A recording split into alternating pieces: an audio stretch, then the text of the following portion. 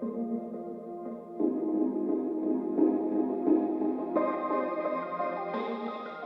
Mark Donovan here, and today I'm going to go over the topic of DJI's recent announcement that they were removing its geofencing functionality from its fly apps associated with flying its drones.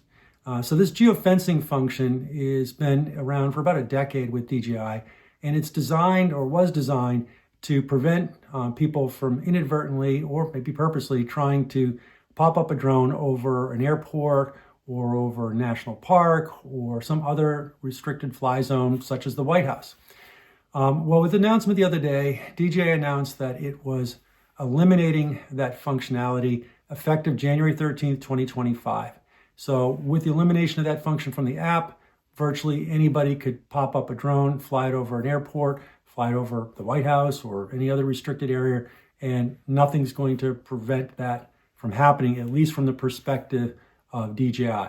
So I think this new policy change is quite risky for the United States people and particularly people flying near airports or over restricted airspace that may be sensitive areas for various reasons. And so I think this is really going to require the FAA to really have to step up its game a little bit more than its simple remote ID feature that frankly has limited teeth, limited capability. With remote ID, as of I think it was March 16th of this year, of 2024, remote ID had to be operational in every drone, basically meaning when you're flying a drone, everything about that drone, where it's at, altitude, speed, etc., as well as where the control station is, where the operator is using it, is all available to the public and authorities to get access. However, that remote ID is not required for small drones that weigh 250 grams or less. And so, for example, the recent drone that hit a water plane out in LA was hit by one of these very small drones where remote ID is not required. So trying to find the person who was flying that drone is going to be difficult.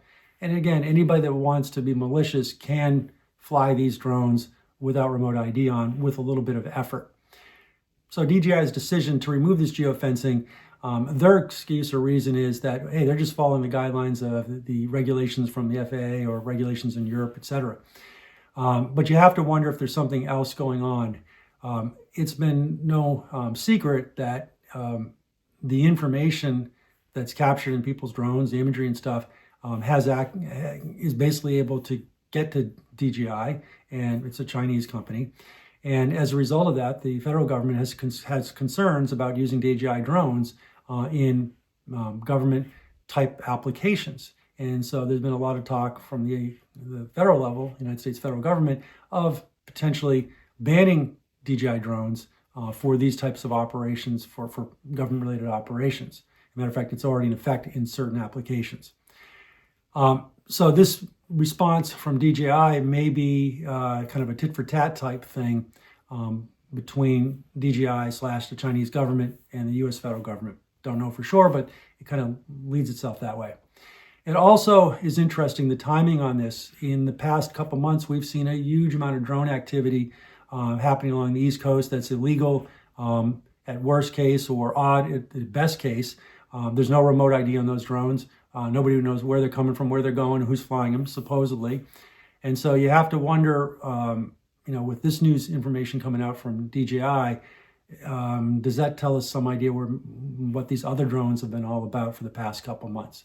I don't know. Just makes you have to wonder and question. Anyways, just thought I'd share that information. Again, this is in effect as of a couple days ago. So there's no more geofencing. It's just going to be a remote ID and some guidance from the FAA. Now, DJI will give you a warning that, hey, you're going to be flying over an airport, but they're not going to prevent you now from flying over that airport. So they're still going to give you the warning, but nothing preventing you. Anyway, those are my thoughts. I just thought I'd share them with you on this news information. And if you have any opinions or ideas or thoughts on it as well, feel free to leave them in the comments below.